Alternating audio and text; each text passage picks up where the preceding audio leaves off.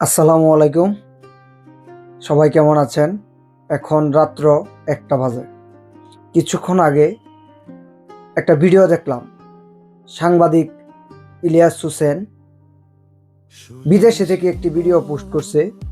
সেখানে আমাদের ১৬ই ডিসেম্বর যে বিজয় দিবস, সেটাকে ক্ষুণ্ণ করে জঘন্য ভাষায় বেশ অনেকগুলা কথা বলছে, যা শুনে আর ধৈর্য ধরে থাকতে পারলাম না, তাই ভিডিওটা করলাম। আগে ইলিয়াসের কথাগুলো আপনারা শুনেন। এই যে কথা বলছি না, 10 মিনিটের কথা অনেক টাকা দেয় কিন্তু ইউটিউব আমাকে। সো এমনিতেও দাম আছে, কথাগুলো অনেক দামি কথা, এটা শুনে যাইতে হবে। বেশিক্ষণ লম্বা করব না আজকের ভিডিও। আর এক সপ্তাহ পরে বাংলাদেশে বাল দিবস। বাল দিবস বুঝেন তো? বাল দিবস হইল এই 16ই ডিসেম্বর। এই 16ই ডিসেম্বর আছে না, 16ই ডিসেম্বর বাল দিবস।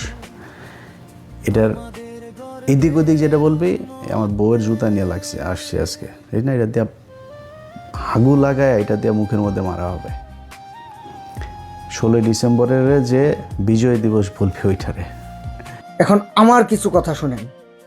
এই সাংবাদিক ইলিয়াস হোসেনের মতো আরো বেশ কয়েকজন ভিডিও ব্যবসার নামে তারা বিদেশে থেকে বিভিন্ন বাংলাদেশের বিষয় নিয়ে ভিডিও পোস্ট করে এবং ইউটিউব ফেসবুক থেকে অসংখ্য ডলার ইনকাম করে। আর এই ইনকামের নেশায় তারা বাংলাদেশের বিষয়গুলা এরকমভাবে তুলে ধরে জঘন্যভাবে, যে মানুষ যেটাকে হাইপ তুলবে, মানে যেটা মানুষে নিতে পারবে না, এই বিষয়গুলাই কিন্তু তারা প্রচার করে থাকে। এখন আমার কথা হচ্ছে যে তোরা যদি এত বাংলাদেশ নিয়ে ভাবস, বাংলাদেশের প্রতি এত টান থাকে, তাহলে বিদেশে থেকে কেন তোরা দেশে কেন আসতে পারিস না? দেশে আয়া তোরা দেশ নিয়ে কথা বল। 16ই ডিসেম্বরকে ক্ষুণ্ণ করে কথা বলা এটা মেনে নেওয়ার মতো না। বিজয় দিবসকে, যেটা নিয়ে আমরা বাঙালি গর্ব করি, পাকিস্তানের সাথে দীর্ঘ 9 মাস যুদ্ধের পর যে বিজয় দিবস আমরা অর্জন করেছি, সেটাকে ক্ষুণ্ণ করবে ইলিয়াস, এটা বাংলাদেশের মানুষ মেনে নেবে না। চ্যালেঞ্জ করলাম ইলিয়াসকে, কত বড় মায়ের পুত তুই, আয় বাংলাদেশে, আইসা এইসব বিষয় নিয়ে কথা বল, দেখি তোর ঘাড়ে কয়টা মাথা থাকে। সাবধান হয়ে যায় ইলিয়াস হোসেন।